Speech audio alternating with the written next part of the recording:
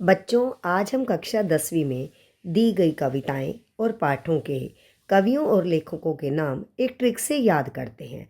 आप देखेंगे पद्य के अंतर्गत दिया गया है साखी।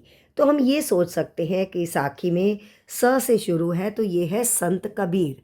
तो हमें ध्यान रह जाएगा कि साखी लिखी है कबीर ने।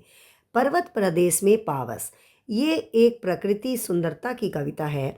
इसके लिए हम कह सकते हैं कि सुमित्रा नंदन पंत। पर्वत प्रदेश में पावस लिखी गई है सुमित्रा नंदन पंत के द्वारा। मनुष्यता, मैथिली शरण गुप्त। यहाँ देखेंगे हमारे पास यहाँ भी म है और यहाँ भी म है, तो हम सोच सकते हैं कि म वर्ण के द्वारा हम केवल दोनों में ध्यान रखेंगे, मनुष्यता, मैथिली शरण गुप्त। तोप, तोप अगर हम सोचें कि तोप जो है वो वीर लोग चलाते हैं, तो राइटर का नाम हम यहाँ याद रखेंगे, वीरेन डंगवाल। कर चले हम फिदा, हम चलते हुए पी रहे हैं कॉफ़ी, तो इसलिए हमने इसका नाम रख दिया कॉफ़ी को हटाकर कैफ़ी आज़मी। आत्मत्राण, आत्मत्राण का मतलब है अपनी आत्मा का, आत्मबल का कल्याण, स्वयं का कल्याण। अब वो कहता है रविंद्रनाथ ठाकुर। हम ये सोच सकते हैं कि आत्मत्राण का मतलब है कल्याण, का अर्थ है रवि। जब रवि आता है, सूर्य उदय होता है, तो सभी का कल्याण होता है।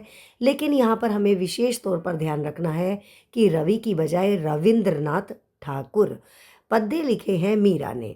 तो चलिए एक बार दोबारा से इसको रिवाइज करते हैं हम कि साखी लिखी गई हैं कबीर के द्वारा, पर्वत प्रदेश लिखा गया है सुमित्रा नंदन पंत के द्वारा, मनुष्यता लिखी गई है मैथिली शरण गुप्त के द्वारा, तोप वीरेन डंगवाल, कर चले हम फिदा कैफी आज़मी, आत्मतरान रविंद्रनाथ ठाकुर और पद्य लिखे हैं मीरा ने। इसके साथ ही अब हम चल रहे हैं गद्य की ओर। हम ये देखें, गद्य के अंतर्गत दिया गया है बड़े भाई साहब। तो भाइयों में प्रेम होना चाहिए, तो हम राइटर का नाम याद करते हैं प्रेमचंद। डायरी का एक पन्ना, अब डायरी का एक पन्ना जो है अगर हम पन्नों पर देखें तो हम सीताराम लिखते हैं, तो हमने सोचा कि डायरी के अंदर क्या है, सीताराम से केसरिया, ये इसके लेखक का नाम आ गया है।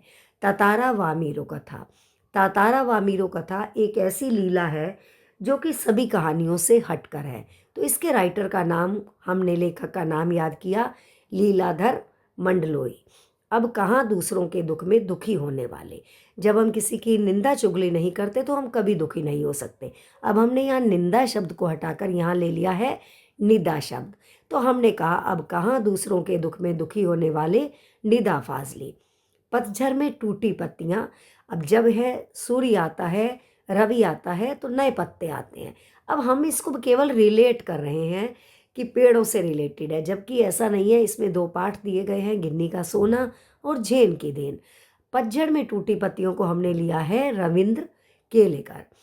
अब आगे आता है कारतूस। कारतूस कौन चलाता है, जो तन कर खड़ा हो जाए वीर बने, तो हमने कहा कारतूस लिखा है तनवीर ने।